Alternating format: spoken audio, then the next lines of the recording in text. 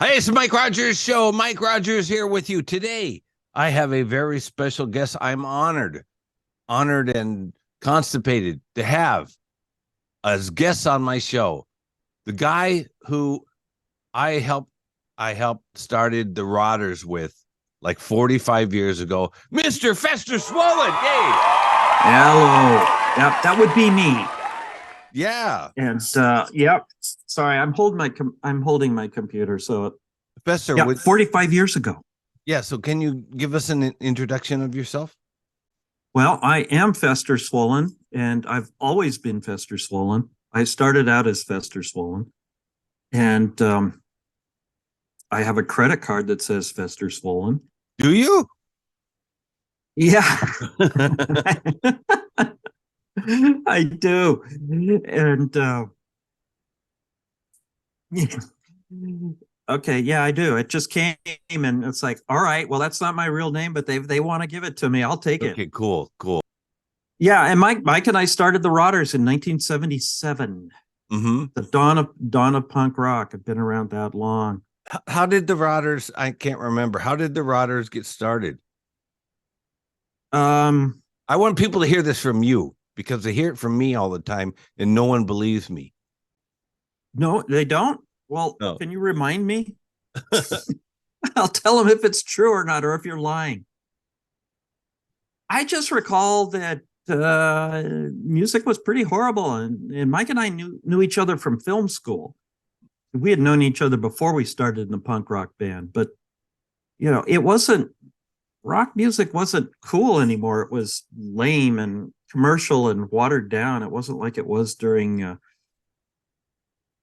60s when it was new and rebellious. And I think we both simultaneously stumbled onto I remember we stumbled onto a news show on TV called 2020 that was talking about this horrible scourge, this terrible thing that was happening in England called punk rock. Oh. Terrible. All they wanted to do was destroy. There was absolutely no redeeming qualities about it at all. They could barely play their instruments. They didn't dance. They just jumped up and down and crashed into each other.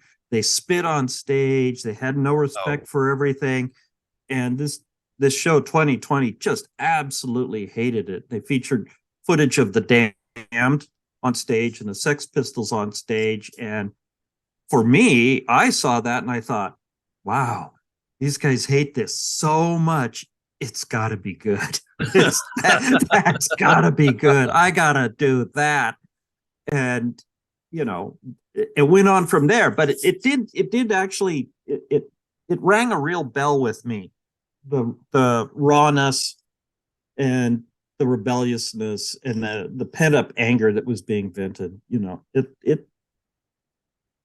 I identified really well with that. And then I don't remember what happened. We had a guitar audition and we actually had lots of guitarists sign up for it, but you were the first one to come. Well, I was your friend, so that kind of gave me an advantage. Yeah. I was kind of like going to be in the band anyway. It didn't matter who signed, who wanted to play or not.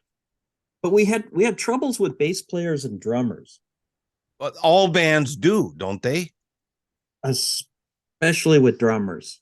Yeah. And the Rogers have been cursed with some of the most psychotic and screwed up drummers you could ever imagine. People talk about, that drummer's a pain in the ass. Well, did he show up to practice? Yeah, but he's a pain in the ass. Oh, did he run away with an underage girl to the East Coast the night before a show? No, he didn't do that, but he was a pain in the ass. Well, you don't know nothing. You don't know a pain in the ass drummer. You don't know. Did he get drunk and fall over his drums screaming he was the god of hellfire?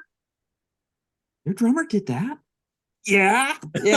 On a good night, he would show up to to shows, without drumsticks and look at me and say, "Hey, Fess, do you have any drumsticks?" I'm the guitar player. Yeah, I don't have any drumsticks. Well, aren't you supposed to have drumsticks if you play the drum? I have guitar picks. I have extra strings. I even remember to bring my guitar. Sometimes this drummer wouldn't do that. It's like, oh, I don't have my throne. I can't sit. No, I had totally forgotten about all this, but when you mention it now, it's like, yeah, that did happen. I remember that. Why did we put up with him for so long? Well, he didn't stay in the band very long. Well, I can't remember why he quit. Oh, I know why he quit. We had started recording. Uh-huh. And we recorded our first rough demo. Mm-hmm. And we'd finally gotten a bass player that wasn't insane, because our first player was mad as a hatter. Remember? Yeah, Rafael Hernandez. Rafael Hernandez, the recording studio. He hadn't made it to any practices, didn't know how to play any songs. And we were supposed to record, and he locked himself into the studio and started goofing around on all the instruments. And we couldn't get in. We had to get a spare key, But let's go back to the insane drummer. Yeah, let's go back to, because we got a lot of insane people to cover here, I think. Oh yeah. Yeah. And remember, I stayed in the band to the bitter end. Yeah. You got away. You saved yourself. You got away before it was too late. No. I saw it all. Having been the only guitar player, I saw everything. Yeah. And I'm still more or less okay. So why did the drummer, the original drummer, and his name was Bruce, we won't say his last name, his name was Bruce. He was nuts. He was like, it's like he had gone off the brink of something, of the awesomeness. Yeah. He quit because we were ready to play a show. No. He quit because he said he came to our practice and we were sitting there and he said, "Guys, I have to quit the band." And it was like, "Why?" And then he said, "Because my girlfriend said no boyfriend of mine is going to be in a punk band." Bruce didn't have a girlfriend. He had a magazine. Yeah, well, a stack of magazines. They were vintage 50s nudie magazines, naked people on tractors and naked people playing volleyball. That was his girlfriend. He quit because he was afraid to play live. Oh. That's why he quit. Wow. Yeah. And then what did we do? Oh, wait, let's go back. Johnny Condom. Okay, Johnny Condom. Yes, let's go back to the only sane drummer we've ever had. Yeah, let's go back to the insane bassist. We were playing a show at Moore Park College in this auditorium area, and it was packed with people. It was packed with people, and you and I looked at each other like, "What's he doing?" And he was playing Yellow Submarine or something like that. And then he just walked off into the crowd and it was gone. Yeah, he was gone. He was gone. He was gone before he went on. Yeah, that's right. He was always gone. He was always high. I mean like on psychedelics. Yeah. This is a guy that, he was like about 5'6", chubby, black hair. He was Latino ancestry, and in the television class at college, first day, the teacher said, "Does anybody want to say anything about themselves?" And this guy raised his hand and stood up and said, "I'm 6'3", have blonde hair and blue eyes, and I come from Finland." With a total straight face, like he believed it, and everybody just stared at him like, Okay, well, let's go on to the next lesson. I mean, it was like, okay, I could see doing that as a joke, but no, it was like, oh, he believes it. We got to have him in the band. Wow, that was a great idea. Yeah. Okay, so then we got Bruce quit, and then we got Johnny Condom into the band real quick. I can't even remember how that happened. He was Rip Cord's buddy. Oh, that was they were like roommates in the dorms in college. Wow. So, it was Rip Cord stepped in to play bass, and then we needed a drummer, and he just asked his friend Johnny, who had actually could play the drums. Yeah, he was really good. He was really good. And he had a distinctive style that was like Keith Moon, if Keith Moon could keep a beat. Mm. Condom was great, but you know how that turned out. They both decided they wanted to go surfing. No. All right. Tell us about that. Tell us about. You really want to know the surfing incident. All right. From your point of view, okay. My point of view. The original lineup of the Rogers was really good. When we were on, we were really good. But even the best bands have to do things like practice. You have to practice. Yeah, that's weird. Keith Emerson, Lake and Palmer, one of those fantastic keyboard players, whether you like him or not, is amazingly talented. In an interview, he said, well, how are you so good? Well, you have to practice. You have to practice. That's it. You have to practice. And, if you want to be successful, you have to play. Mm-hmm. Playing is practice. If the show sucks and no one's there, you have to play like it's packed because it's practice. Mm-hmm. And that's how you get a good reputation. Well, when we were practiced, we got really good. When we had like 2 or 3 shows close together, by the third one, we were really good. Mm-hmm. And everything was on a roll. But there was this curse that we had that as soon as we did 2 or 3 shows, it was almost always 3 somehow,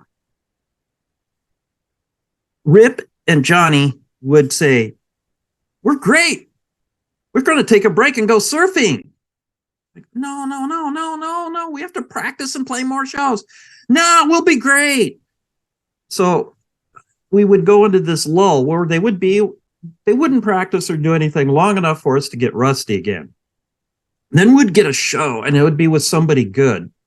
Like once we had a show that was booked with X, fortunately that didn't happen because we would have been humiliated. But we'd get these shows and they'd be coming up and it's like, Rip, Johnny, we got to practice and get ready for this show. It's like, no, we don't need to worry about it. We'll just blow them away.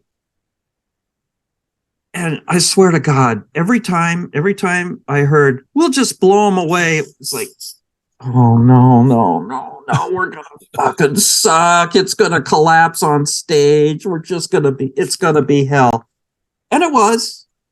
And, if we were really lucky, there would be some more shows afterwards that would get better, but we'd go through this cycle. It's like, okay, we did this really bad show and they got serious in practice. And then we did one that was good. Then we did one that was really good. As soon as we did one that was really good, it's like, oh, we got to go surfing. Oh, no. So, yeah. Well, that was good times. Good times.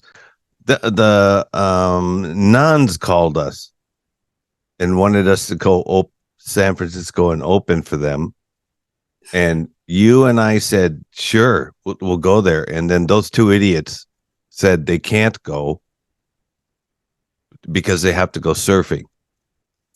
And it's like, you guys, you live in California. The beach is 10 minutes away. You can go surfing every day, but you can't open for the nuns.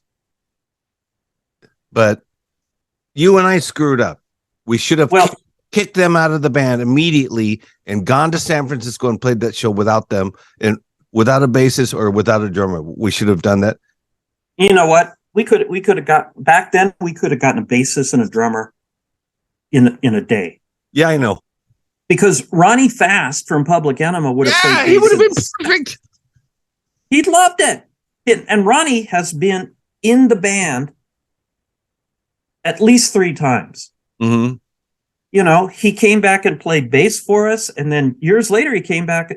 He was the singer for a whole year until he was already getting old, so it was killing him. And he's come back and sang with us, you know, as recently as we played. I think he didn't sing the very last show, but the 3 next to last shows he sang at. Yeah. And wow. And we could have gotten Johnny Thumper from his band. Thumper would have played drums. I mean, all we had to do was just ask them, and they would have said yes instantly. And none of us had any ties. We could have gotten a van and driven around the country. And that has been a regret all my life. So I got to tell you something. I don't know if I told you this. Yeah, I must have told you this. So the White Stripes came and were guests on my radio show. Oh, and that's cool. They were nobodies. I mean, yeah, I remember when they were nobodies. And they played at a club. I think it was in Ikebukuro, and there weren't 60 people there. So yeah. I went to the show, and I can't remember if they were guests on my radio show before that, which would really be bad because it would prove that nobody listened to my show, or did they appear after? I don't remember. But anyway, so we did the interview. It was really nice. And it was Jack White and Meg White. And yeah, Jack White, I don't know why. We just started talking. And he said, so how did you get into this job, you know? And I said, well, I used to work for Rodney Bingenheimer. And before that, I was in a band called the Rogers. And he just stopped. He's like, You were in the Rogers? And I said, yeah, I was a singer in the Rogers. He goes, sit on my face, Stevie Nicks. And he said, I bought that record when I was 13 years old. I still have it. Oh my God. Oh my God. And I was like, you're kidding, right? Yeah. Yeah. You're messing with me. So give him my phone number. Tell him I'll get the band back together if we can play with him. Yeah, well, that was, like I said, they were nobodies, and in this 25 years or something like that, they now headline Fuji Rock and top. Well, bill, yeah. Now Jack's out on his own, and I don't know what Meg's doing, but I know they just skyrocketed. And yeah. So they stole all the songs I wrote, of course. Yeah, but you stole those songs from me. Wait a minute. We're not going to start that again. Ladies and gentlemen, in 1981. Oh, wait a minute, Mike. Hang on. My daughter is a lawyer now. She's an entertainment lawyer. So all that shit you stole from me, I'm getting back. No, all the royalties. She's going to come after your ass in court. You're toast. The state of California versus Fester Swollen. I think it was 1981. They ruled that Mike Rogers owned all the songs, and that was it. Yeah, well, that rule's being changed, you know.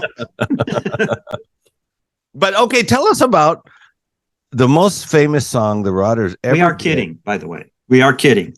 Yeah, we are. Yeah, we have to say that because there are a lot of Japanese viewers, but yeah, we are not serious.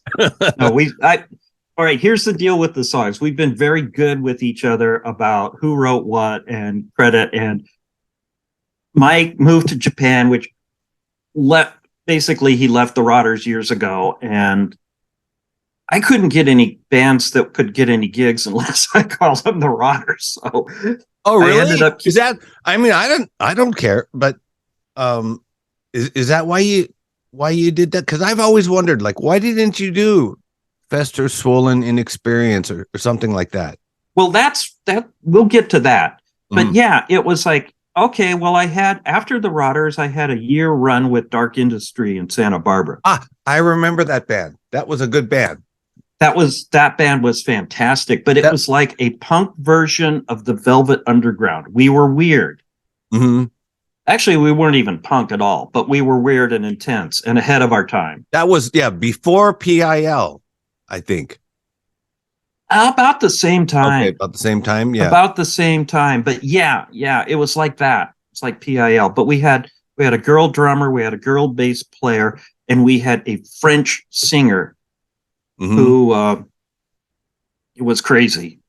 Great stage presence, though. Horrible accent, which some people didn't care, some people hated, and everything was. We were really good for 1 year, and then all the in band bickering started, and we burned out. It was like Jefferson Airplane. We were good for this short period of time, but it was so intense and different that all the personalities were going to clash, and it did. Are you still friends with the members of Dark Industry? I can find Gail, the bass player, if I look for her. I can't remember when I called her up. I think it was after I moved back from Grand Cayman Island. It was like a number of years ago. I looked her up and called her and talked to her on the phone. Oh, but Benoit on vocals. That's his name. That's right. I remember. Benoit Levay. Yeah. No, I lost contact decades ago. And Patty Glenn, who played drums, she trashed her apartment at Isla Vista on the last night that she was in there. I mean, trashed it, like sledgehammers through the walls and things. And that's a good idea. Yeah. So she disappeared. She went to New York and vanished. So no, I have no contact with them at all. Wow. Okay, so then after Dark Industry, then what did you do? Well, I struggled with some really bad bands that just did not work. It was like, mainly it was because trying to get good musicians, was really hard. And I don't want to go list all of them, but I had a rockabilly band that had its issues, and I kept trying to do other bands that were in the vein of Dark Industry, but you couldn't reconnect it, couldn't recreate it. Well, I think Dark Industry was a very European sounding thing. Yeah. And to try to do that in Southern California, and the way Southern California, they got to go surfing. You know what I'm saying? They got to go surfing. Well, if they're not surfing, you got to go skate. You got to skateboard, Yeah. So, no, we were very, very, we would have done fine if we were in Los Angeles, but no, not in Santa Barbara, home of the tan, and, no. So okay. So and Toad the Wet Sprocket. Yeah. So okay. So you fumbled around with bands, and then when did you reconstitute the Rotters? What year was that? I know you invited me to come to sing for it, and I was like, no way. Oh God. Well, there was that period that I was in. It was before I went to Japan. Oh. You had left, and Tony Cortez from Ill Repute, a big nardcore band. In fact, he's in a band now called Robot Uprising. I've got their shirt on. Oh, and they're good. I got friends in that band, but I just basically reformed with our buddy Jeff on bass. and Jeff was our roadie, our roadie in the Rogers. Mm-hmm. And we actually got Bruce, crazy Bruce, who quit the Rogers, to come back and play. I know. Seriously, he came back, and he actually played really well. We had to sit down with him and like, slow down, don't get out of control here. Just play like Charlie Watts, only fast. Mm-hmm. And then we got Dave Grave to sing. Yeah, Dave Grave. He had the big hair, right? The really big hair, yeah. Yeah, that was cool. And we knew Dave Grave from '77 because he had a band that used to open for us called the Schizos. That's right. We knew him at Moore Park College. Right. Yeah. And we had a really good run. That was '85. That was about '85. The shows were huge. Mm-hmm. Packed. They're not like this anymore. It was like the golden years. And we got on the Nardcore compilation. You were in the band when we did the Nardcore compilation. Unfortunately, yes. Yeah, we did that. Well, one of those songs is like a Nardcore classic. If we play it now, they go crazy. What song is that? Wash My Hands. Oh, well, the song title is Howard Hughes. I thought we settled that in court. It got thrown out in a higher court, Mike. You were in Japan, and I took it to a higher court. Really? So yeah, that's pretty popular. But we had a really good run, and then for some silly reason, Jeff and I decided we wanted to go to Japan too, instead of stay and keep playing with Dave and Bruce. Yeah, well, I could see that. Yeah. Yeah. Well, we did have a really good run, and we should, in a way, we should have stayed together. But of course, there was never going to be any money in it. Mm-hmm. And given your choice of stay in Oxnard and play punk rock and be punk rock gods in Oxnard, or go live in a totally foreign country and have that adventure. Mm-hmm. But you're right. Stay in Oxnard. What were we thinking? But when you go to Japan, learn a new language. When you crazy came to Japan, there was a Konishi. He wanted you Small to West start being a studio musician and playing like country music and stuff, but you didn't want to do it. Oh, Konishi really was grooming me to be a pro in Japan. Yeah. I mean, he was really serious. He had country musicians that wanted me to play. He had there was a guy that needed a blues guitar player, and then there was a rock band like the Rogers that he wanted me to play in. So there were 3 acts that he managed. Yeah. And he wanted me to play in all of them. And this is by this time I had the future ex Mrs. Swollen was living in Japan, and she was going nuts. She couldn't handle it. Mm-hmm. She just couldn't cope. You go live in another country, in another language, and another culture. You're either going to adapt and do fine, mm-hmm. which is what I was doing, or you're going to go stark raving mad. And yeah. Lori was stark raving mad. So I had basically agreed to, all right, I'm happy here, but you're going to go insane. And if I don't take you back, I don't know, you're going to kill yourself or something. Yeah. So that's why I agreed to come back. But after our last show mm-hmm. that the Rogers did over there, I rode back alone with Konishi on the train. And mm-hmm. he told me, I have this band and this band and this band, and I want you, in the Japanese way, I want you to play. Mm-hmm.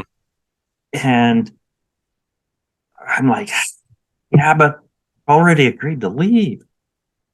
And then he said, well, okay, don't say no just yet. There's an act I want you to see. Mm-hmm. And I didn't it wasn't until years later that I realized what was going on. But he said the guy's name was Jimmy Dokita. Very hard word to pronounce. And he did Hank Williams songs. Okay. So this was in, where was the theater? It was either Shinjuku or Shibuya. And he said, okay, you'll be my guest, so please come. This is a big act. This is serious music here. Okay, we'll come. So we get to the theater late. And we go to the front door and they say, oh, no. No, you go in that door around the corner. Okay. So we went around and there's this little, the backstage door. Yeah. And we go in, they say, oh, okay, you're here. Okay, we've got your seats. We're like 20 minutes late, 30 minutes late. We're really late for this thing. We're just thinking like Americans. We'll just show up at this show and sneak in and see. And, no. We get there and the theater, it's a sit-down theater with a stage. And it's absolutely sold out. Except for 2 seats. Yeah. Front center. And there's nobody on stage playing. Oh. And they brought us in and sat us down. And then Jimmy Dokita with his band came out and started playing. And it wasn't until years later, right? It wasn't. You guys fucking showed up 20 minutes late and made everybody wait. Oh, but that's like Japan. Yeah. that's yeah. It might have been 30 minutes. Might have been 40. I don't remember. I know we were really late. And they held up the show until we got there. Wow. Yeah. And the guy came out. This was the other thing. Funny. He came out and he's doing these Hank Williams songs. And I'm like, wow, this is like Disneyland. This is so bizarre. Sounds exactly like Hank Williams. And then in between songs, he'd say, yeah, now this here song I used to do with Ernest, and it's about broken heart. And I'm thinking, wow, this guy really has his hillbilly act down. He's really practiced to say these things. And then towards the end of the show, he's like, yell out any Hank Williams song you want. We can play it. And I'm sitting there thinking, this isn't an act. This guy speaks English like this. It's absolutely perfect, textbook perfect. Okay, American wait, hillbilly. Tom. Wait a minute, Tom. I got to stop this episode, and we want to continue this talk, okay? Because this is really amazing, interesting. So, ladies and gentlemen, this has been the Mike Rogers Show, and our guest today is Mr. Fester Swollen, talking to us about the Rogers and all sorts of amazing things. And we're going to continue tomorrow in part 2. And so, thank you, Mr. Swollen. Hey, can't wait to see you tomorrow. Yeah.